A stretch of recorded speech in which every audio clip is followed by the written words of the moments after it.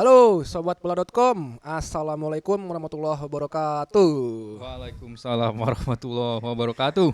Ya, kembali lagi di Bola Break, ya, persembahan khusus spesial dari bola.com. Dan ini episode pertama di tahun 2024. Yang spesial adalah kali ini kita kedatangan dubes dari Dubes.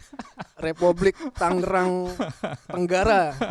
Mau perkenalkan diri, Mas Hendri. Sahabat bola.com, gua Hendri kembali lagi dengan Bola Break. Ini edisi pertama di tahun 2024 ya. Ya, Oke, kita ucapin dulu dong selamat tahun baru untuk semua teman-teman yang suka baca bola.com. Semoga tahun ini tambah banyak rezekinya, selalu Amin. sehat terus. amin. Bahas apa kita nih, Bro? Ntar dulu, tapi sebelum kita bahas nih, kita ngomongin ini dulu nih.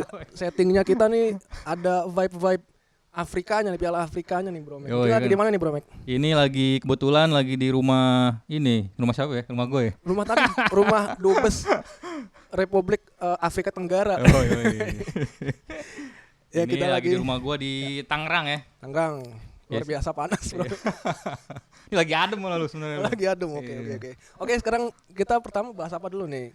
Ya, ini yang selalu jadi pembicaraan kita nih, Liga Inggris ya kan. Ya. Dan Liga Inggris udah menutup paruh pertama musim dengan hasilnya ada Liverpool yang berada di puncak klasmen.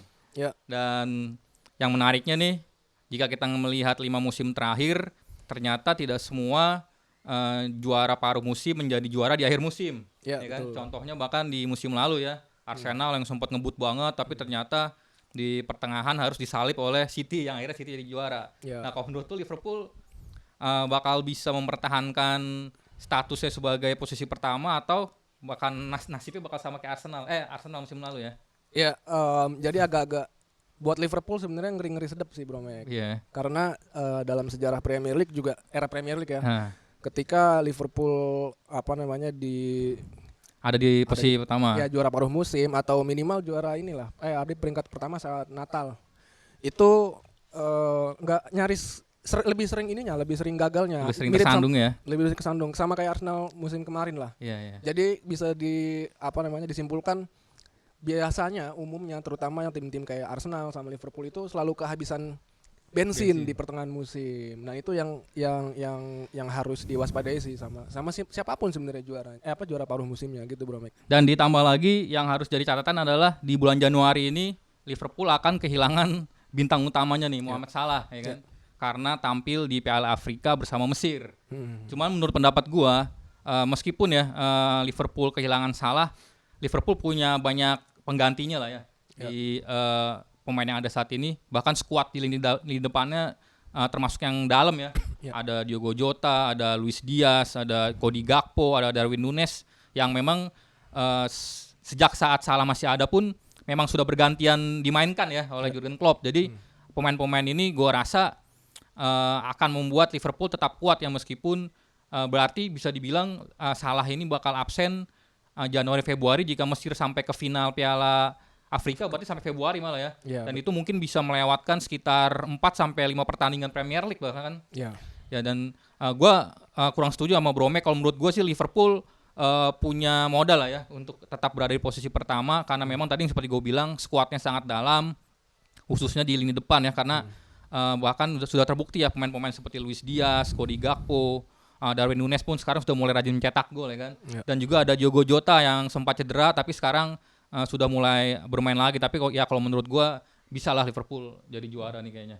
Ya, mau nambahin sedikit aja, sebenarnya justru bukan cuma Mohamed Salah ya, tapi ada Wataru Endo juga. Oh betul, gelandang yang ya. ke Piala Asia gitu kan. Nah, ngomongin soal itu kan dua-duanya kan sebenarnya sama-sama lini tengah lah. Mohamed Salah oke lah striker gitu. Cuman di posisi lini tengah ini yang agak riskan gitu. Makanya si Jurgen Klopp, pelatihnya, manajernya, itu dia manggil pulang si Fabio Carvalho. Yang tadinya dipinjemin, dia dibalikin dulu nih. Untuk sementara karena dia kehilangan 2 pemain penting. Betul. Si Mohamed Salah dan Wataru Endo. Dan kebetulan si Carvalho ini memang punya tipikal gaya bermain yang bisa dibilang bisa nutupin dua-duanya lah. Apalagi ternyata terbaru pertandingan lawan Newcastle di pekan 20 kemarin itu Dominic Szoboszlai cedera. Waduh. Dan itu juga belum tahu ya kita seberapa parah ya. Jurgen Klopp ditanya gimana perkembangannya Dominic, dia nggak mau jawab katanya ntar tunggu hasil tim medis gitu kan. Tapi kemungkinan besar hamstring. Nah ini yang jadi sinyal buat Liverpool. Bukan berarti gua nggak setuju nih emang lo nih Bro Mac. Perkara Liverpool bisa nggak nih mempertahankan. Masalahnya adalah banyak juga pemain yang cedera gitu di Liverpool, dan banyak selain cedera ternyata juga ada yang ikut timnasnya di Piala Asia sama Piala Afrika. Nah kalau untuk pengganti Mohamed Salah, gue setuju sama lo. Penggantinya banyak, ada Curtis Jones juga. Ya betul, Curtis Jones ya. Ada Harvey Elliott yang bisa masuk jadi ke lini depan gitu. Pokoknya pemain-pemain, bahkan Klopp bukan beberapa kali, sering dia mempercayakan pemain mudanya. Si backnya Kwanzaa sering diduetin tuh sama Virgil van Dijk. Yeah. Nah itu Ben Doak ya. Ya itu juga. Jadi menurut gua setuju, walaupun ada nggak setuju sedikit sama Bro Mac tadi. Liverpool bisa, cuman akan sulit lah begitu. Gitu Bro Mac. Dan catatan lagi ya, Thiago Alcantara bahkan sudah cedera cukup lama kan. Sejak awal musim sampai sekarang belum bisa main. Dan yang menjadi catatan adalah persaingan di Big Four ya, bisa dibilang di Liga Inggris ini sangat ketat sekali ya. Saat menutup arah musim dan saat Liverpool berada di puncak, sekarang ada City nih yang tampaknya semakin on fire ya setelah sempat nurun ya. Kalah dari Aston Villa, terus juga akhirnya mereka bisa menjadi juara di Piala Dunia Antar Klub ya. Dan setelah pulang dari Jeddah di Arab Saudi, tempat Piala Dunia Antar Klub, City langsung sprint nih, langsung menang terus ya kan. Dan kalau menurut lo nih, City akan seperti musim lalu bisa mengganggu Liverpool, atau mungkin kita sama-sama tahu lah, banyak yang bilang kekuatan City sudah tereduksi cukup banyak ya kan, sejak kepergian seperti Joao Cancelo ya kan, Ilkay Gundogan. Pernah lu bahas ya kan, ada Ilkay Gundogan. Seperti apa nih kekuatan City di sisa musim Liga Inggris musim ini? Ya berita bagusnya adalah si Man City itu datang lagi nih si Erling Haaland. Erling Haaland is back, dan bukan cuma Erling Haaland doang. Ada lagi satu lagi yang pemain idola gue sebenarnya. Sejak awal musimnya belum main nih. Terakhir main kalau nggak salah pas Community Shield tahun Arsenal. Itu adalah Kevin De Bruyne. Playmakernya. Terakhir kali main final Liga Champions nih dia. Final Liga enggak. Udah sempat main habis itu ya. Kalau nggak salah Community Shield sih. Gitu ya. Ntar dikoreksi sama netizen dah nanti dah.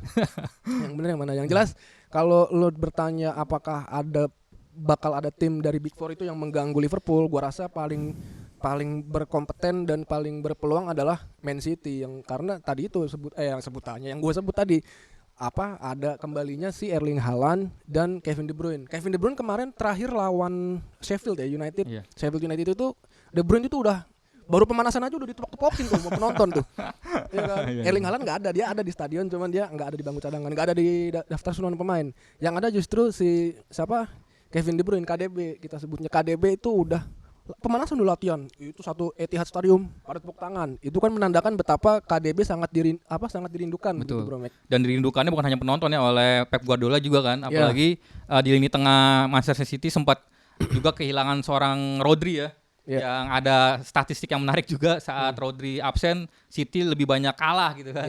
Dan dengan kembalinya Kevin De Bruyne, tentunya ini akan menjadi sebuah angin segar lah ya untuk City, karena saat ini berarti jika Rodri nanti absen, mungkin sudah ada Kevin De Bruyne gitu penggantinya. Betul. Dua pemain yang menurut gua memang punya mentalitas juara. Kalau soal Erling Haaland, menurut gua sih sejak dia absen pun tampaknya City tidak terlalu kehilangan ya, karena Julian Alvarez pun sudah mulai rajin mencetak gol juga kan. Betul, setuju banget. Ya, ini yang membuktikan bahwa memang ya bisa dibilang dibandingkan dengan Liverpool, Manchester City punya pengalaman, punya jam terbang, atau punya skuad yang lebih dalam ya. Bahkan bisa dibilang dari posisi belakang sampai depan nih skuadnya sangat merata banget ya City ya. Iya, udah kayak bisa bikin 2 tim tuh sebenarnya gitu kan, dengan skuad yang merata gitu. Iya, meskipun ya tim pelapis dan tim intinya sama-sama kuat lah gitu kan. Iya. Dan satu lagi nih yang menarik nih, Bro Mac ya kan, Arsenal nih menurut gue nih sedikit di luar prediksi nih kan. Arsenal nih gue sempat prediksi kayaknya nih bakal star kencang, ini bakal jauh lah gitu ya, bakal konsisten gitu kan. Tapi entah kenapa di Arsenal justru di penghujung tahun 2003 seperti menurun nih performanya kan. Sejak mereka bermain imbang dengan Liverpool, berturut-turut kalah ya mereka. Salah satunya sama West Ham juga. West Ham juga ya, tim lu ya. Iya, Boy. Tim gua. Jadi apa nih penyebab Meriam London ini akhirnya turun lagi nih? Gua rasa ada 2 hal doang sih. Ada 2 hal yang gua tangkap ya. Yang pertama itu dari minimnya stok lini depan. Jadi di lini depan Arsenal itu sebenarnya sejak awal musim kita betul ya benar. mungkin di bursa transfer musim dingin ini Arsenal bakal beli striker karena cuma sisa 2, Eddie Nketiah Dan sama Gabriel Jesus. Dan dua-duanya bukan tipe pemain yang bisa mencetak gol setiap pertandingan gitu kan. Iya betul, nggak reliable lah. Iya. Maksudnya nggak bisa terlalu kalau ibaratnya kalau di City kan Erling Haaland ada nih gitu, ada Julian Alvarez, dua-duanya sama-sama bisa diandelin gitu. Bukan berarti Jesus sama Nketiah nggak bisa diandelin, cuman ketika salah satu dari mereka berdua main, itu justru yang punya yang yang paling shining, paling bersinar itu justru either itu Bukayo Saka kalau enggak Odegaard gitu. Ibaratnya nih dua orang ini nih si tukang suppliernya nih, asisnya nih nggak ada target man-nya gitu. Kurang kalau menurut gue. Bukan berarti Jesus jelek ya, mungkin bisa juga alasan yang kedua yaitu minimnya taktiknya itu masih sedikit, yang sama Mikel Arteta itu masih itu aja gitu. Jadi ketika mentok itu nggak ada banyak pilihan kecuali paling masukin kayak Havertz yang sekarang jadi super sub. Terus ada Leandro Trossard juga ketika Martinelli di sisi kiri melempem, ya mau nggak mau dia masukin kayak Havertz. Terus si Trossard juga itu manuvernya lebih ke kiri gitu. Zinchenko kan kita tahu dia back kiri cuman sering beroperasi di lini tengah gitu. Ini mungkin salah satu taktik Mikel Arteta yang brilian sebenarnya, cuman ketika mentok waktu kelihatan banget tuh waktu lawan West Ham nggak ada ini lagi, alternatif lagi. Iya, pun sama dengan Kiwior. Kalau Zinchenko cedera, Kiwior juga nggak bisa berbuat banyak gitu, apalagi Tomiyasu ntar. Nah, Tomiyasu juga ke Piala Asia juga. Piala Asia kan. Gitu dia. Makanya ini gua rasa sih Arsenal lawannya apa sih pekan besok? Wah, itu kita belum cek tuh. Belum cek ya. Nah, ini akan jadi ntar ada Piala FA juga. Nah, itu yang bakal jadi sedikit menjawab lah gimana nih kematangan Mikel Arteta ketika menghadapi situasi seperti ini gitu, Bro. Ya, tadi kalau lu soal nanya next Arsenal lawan siapa, bahkan 2 pertandingan terakhir pun di atas kertas harusnya Arsenal bisa menang tapi kalah dulu kan, ada Fulham, ada West Ham kan. Dan sebenarnya tadi yang seperti Bro Mac udah bilang, gue tambahin aja bahwa memang striker pemain nomor 9 ini adalah salah satu sektor yang memang masih sangat kurang di Arsenal ya. Sebenarnya Arteta sudah membeli Declan Rice yang memang bisa dibilang puzzle terakhir lah di lini tengah Arsenal, tapi memang tidak diimbangi dengan pembelian di lini depan. Bahkan Gabriel Jesus pun sudah cukup lama cedera juga kan. Sebelum itu Eddie Nketiah sempat perform waktu itu lawan siapa, sempat hat-trick ya. Tapi saat itu netizen langsung ngomong, wah ini udah gosok voucher nih, Nketiah udah habis di situ doang udah sampai hat-trick. Iya benar. Ternyata bener kan, sampai sekarang pun akhirnya belum bisa mencetak gol lagi. Yang udah kan justru Odegaard, bahkan backnya si Gabriel yang bikin gol. Nah, ini info yang terbarunya, dia ngincer striker yang kemarin dihukum karena main judi. Greenwood. Ivan Toney. Oh, Ivan Toney dari Brentford gitu. Banyak yang nyaranin sebenarnya. Ivan Toney lagi cedera juga kan? Lagi masa pemulihan, dia ikut latihan, yang terakhir infonya adalah dia ikut latihan sama tim development squad atau alias U21-nya. Nah, itu kan berarti menandakan bahwa seharusnya match sharpness-nya itu udah ready lah gitu. Cuman masalahnya adalah Ivan Toney ini dihargai mahal banget sama Brentford. Itu dihargai mahal, minimal 80 juta pounds gitu. Arsenal kan udah belanja banyak kemarin tuh. Iya, 100 juta untuk Declan Rice seorang ya. Declan Rice doang aja segitu kan. Takutnya adalah financial fair play. Nah, itu mungkin salah satu cara untuk ngakalinya adalah dengan menjual pemain. Cuman pertanyaan adalah siapa? Siapa yang mau dijual? Iya, paling yang Eddie Nketiah. Orang pemain yang masa jual striker juga. Orang butuh striker, tapi bisa juga dijual gitu. Maksudnya yang sangat mungkin menurut gua sih ini Thomas Partey, kalau enggak si El Neni, yang gelandang-gelandangnya kan numpuk tuh. Jorginho juga bisa dijual. Jorginho ya. Sama satu lagi Kieran Tierney yang lagi dipinjemin kalau nggak salah dia. Artinya ada beberapa pemain yang bisa dijual. Cuman masalahnya untuk 2 pemain Thomas Partey sama El Neni ini langganan cedera. Bahkan Partey lagi cedera kalau nggak salah sekarang. Mana ada yang mau beli pemain cedera? Ibaratnya kayak gitu kan. Nah, kita lihatlah nanti gimana. Ini kan bursa transfer musim ini kan lama nih, sebulan. Dan ada jeda juga nanti ada jeda liga juga nanti kan sebelumnya. Nah, itu yang bakal jadi tugas dari manajemen Arsenal. Gue sih berharapnya Arsenal jangan kayak musim kemarin kesalip di tengah-tengah gitu lah, Bro Meg. Oke, sahabatbola.com, kita sambut nanti kita sambung nanti di segmen kedua tentunya dengan obrolan yang lebih menarik lagi. Yoi, kita minum dulu.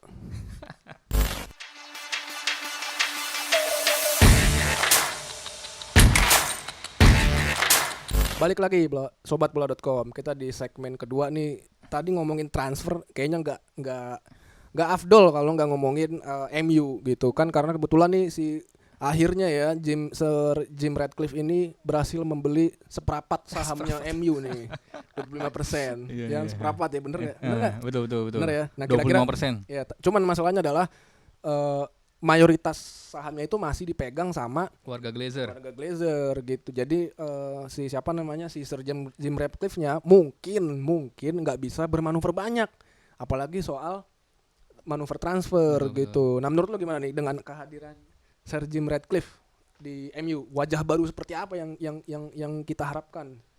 Ya sebenarnya dengan jumlah sahamnya di MU aja kita udah bisa ngebaca nih, cuma 25% kan.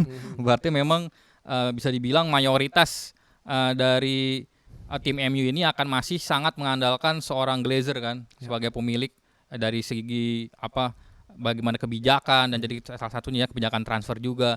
Dan gue pikir tidak akan ada perubahan yang besar ya di tubuh MU, karena memang si Ratcliffe ini hanya punya saham 25%. Dan jika kita bicara hubungannya ya dengan bursa transfer di bulan Januari ya, jika kita melihat beberapa musim terakhir pun memang transfer di bulan Januari ini sangat tricky karena memang ini terjadi di pertengahan musim, dan bisa dibilang banyak pemain-pemain top yang dipastikan akan dipertahankan oleh tim-timnya, ya kan? Dan kecuali tadi yang seperti Bromek ngomong kan, ada mungkin Arsenal yang mengincar Ivan Toney yang notabene mungkin bukan dari tim papan atas gitu kan. Dan Ivan Toney pun bisa dibilang timnya Brentford pasti akan memanfaatkan uang banyak gitu kan. Dan gue rasa MU pun seperti itu nih.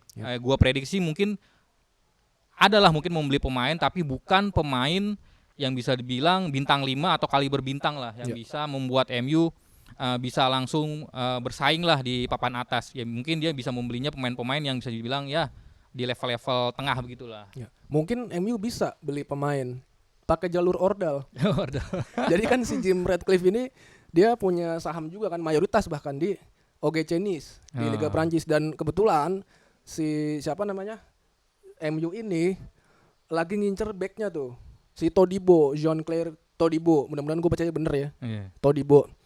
Padahal MU itu butuhnya menurut gue adalah butuhnya striker atau pemain winger yang tipenya mirip-mirip sama Anthony Martial, karena Anthony Martial ini dengar-dengar mau dijual.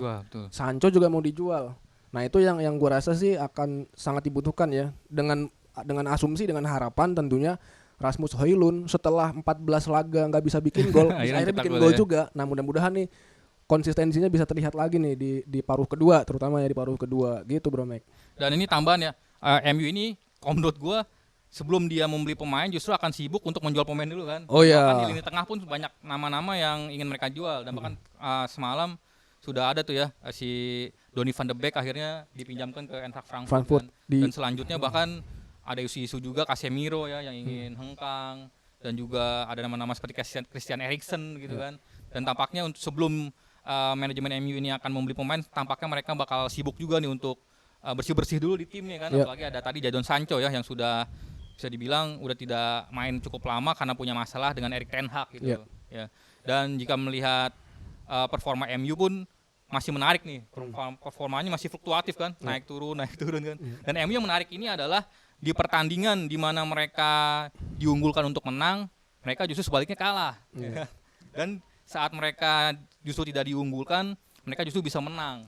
Dan ini adalah PR Erik ten Hag lah di sisa musim ini, bagaimana dia harus menyulap tim MU ini bisa lebih konsisten lagi, meskipun seperti gue prediksi lah kayaknya nggak ada lah pemain-pemain top yang akan datang ke MU di bulan Januari lah. Ya, walaupun kabar bagusnya menurut pengakuannya Jim Ratcliffe, ini ngaku-ngakunya dia aja ya. Bukan Ratcliffe-nya, Erik ten Hag-nya. Ngaku-ngakunya si ten Hag-nya nih bahwasanya dia sudah berbicara sama si Jim, sama Bapak Jim berdua tuh, dia katanya udah diskusi bahwasanya satu visi misi soal transfer polisi atau kebijakan transfer gitu. Jadinya kita tunggu aja lah, bakal menarik semenarik apa nih wajah MU yang baru di paruh kedua gitu, Bro. Dan yang menarik ini di Januari adalah banyak tim-tim ya di Premier League, sebenarnya bukan di Premier League aja kan, di semua liga kan, harus melepas banyak pemain-pemain penting mereka ke Piala Afrika dan Piala Asia, ya kan. Dan ini sangat menarik nih. Ada kritik dari pelatih Australia ya, si Graham Potter ya kalau nggak salah. Pelatih Gue nggak tahu. Iya, pelatih Australia lah, bukan lupa gue namanya. Dia bilang penyelenggaraan Piala Asia dan Piala Afrika di saat musim sedang berjalan ini merepotkan tim-tim seperti mereka yang mayoritas pemainnya di Eropa. Ya kan Australia kan seperti kita ketahui bahkan mungkin hanya satu atau dua pemain timnas Australia yang main di liga lokal ya kan. Iya. Mayoritas pemain ada di Liga Inggris dan di Liga Eropa. Liga top Eropa lah. Ini akan menyulitkan mereka dalam memanggil pemain karena mungkin ada tim-tim yang bisa saja bersandiwara ya, mungkin pemainnya cedera Iya. biar tidak bisa dilepas ke Piala Asia atau Piala Afrika kan. Iya. Dan siapa nih nama-nama top? Dan menurut lo siapalah tim yang bakal sangat kehilangan pemainnya di periode Piala Afrika dan Piala Asia ini? Ya, kalau di Liga Inggris ya, di let's say di top 7, gua rasa West Ham bakal terpengaruh banget karena di sana ada Naif Aguerd, itu dia Aljazair ya kalau nggak salah deh. Maroko Naif Aguerd backnya, kemudian Said Ben Rahma di Aljazair sama Mohamed Kudus. Wah. Nah, pemain lagi gacor-gacornya tuh. Oh iya benar-benar lagi on fire. Lagi on fire, iya. Kemudian Liverpool yang tadi kita udah bahas ya, ada Wataru Endo sama siapa? Mohamed Salah. Dia satu di Afrika, satu di Piala Asia kan. Kemudian Spurs juga lumayan tuh. Oh, ada Son Heung-min ya. Iya, terus beberapa pemain beberapa pemain dari Afrika ini juga bakal cabut.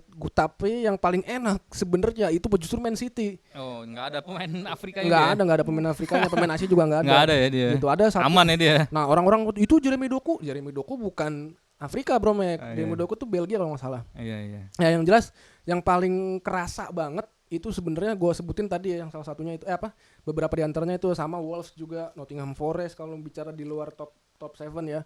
Itu juga lumayan bakal terpengaruh banget sih gitu, apalagi 1 bulan gitu. Iya. Arsenal juga sebenarnya banyak, Thomas Partey, El Neni gitu. Cuman si Thomas Partey ini kebetulan banget nih. Gue nggak tahu ini mungkin yang tadi lo bilang. Iya betul, sandiwara. Thomas Partey itu menolak. Dia bilang laporannya Thomas Partey menolak panggilan timnas, tapi di sisi lain dia terus dalam keadaan cedera begitu. Nah, gua nggak tahu nih cederanya diada-adain apa bagaimana, kita nggak tahu. Gak mau suuzon sih gua. Kasus sama ada di tim Brighton ya. Oh iya benar. Si Kaoru Mitoma nih. Kemarin Kaoru Mitoma cedera dan bahkan si pelatihnya Brighton Roberto De Zerbi udah bilang nih, Mitoma bakal out sekitar 4 sampai 6 pekan ya kan. Iya. Tapi yang menariknya adalah saat si pelatih Jepang mengumumkan skuad untuk Piala Asia, justru Mitoma masuk nih namanya nih kan. Iya. Sama Takehiro juga, Tomiyasu. Iya, Padahal betul. cedera juga dia. Iya. Itu tetap dipanggil gitu. Betul. Dan ini membuktikan bahwa tadi ya kita lihat bagaimana nanti politik-politiknya lah nih ya dalam melepas pemain ini ya, apa benar-benar bakal dilepas atau seperti apa. Dan yang pasti berbicara tentang timnas Jepang pun ini nanti akan ketemu Indonesia nih. Iya. Asia, kan? Gue sih berharapnya nih Mitoma bisa duel nih sama Asnawi atau mungkin sama Sen Patinama di sana kan. Mudah-mudahan bakal menarik apa Jordi Amat ketemu sama Mitoma atau siapa Wataru Endo duel di lini tengah, ada Marcelino versus Wataru Endo, kan bakal seru banget itu. Betul. Walaupun gue dalam hati kecil gue berharap banyak pemainnya yang absen kayak Jepang gitu. Cuman Jepang ya. Jepang tetap aja tim yang kuat, dan bakal menarik sih nanti pas Piala Asia Indonesia, kita harus dukung lah timnas Indonesia. Dan bahkan menariknya Jepang kemarin satu dicoba lawan Thailand, mereka belum bermain, pemain-pemain yang Eropanya belum main nih, tapi udah menang 5-0 tuh Thailand loh. Wah, Thailand, Raja Asia Tenggara kan. Gila, dibantai 0-5. Berarti kan menunjukkan kalau timnas Jepang itu ya yang gue bilang tadi, timnas Jepang walaupun banyak pemainnya yang absen atau belum kumpul ya, tetap aja adalah tim yang kuat gitu, Bro Matt. Iya. Ya terakhir nih, jadi siapa kira-kira prediksi lu nih? Tadi kan kita di awal bola break udah awal-awal episode kita udah prediksi nih kan siapa yang juara. Kita prediksi lagi nih sekarang ya kan. Juara akhir musimnya maksudnya? Juara akhir musim.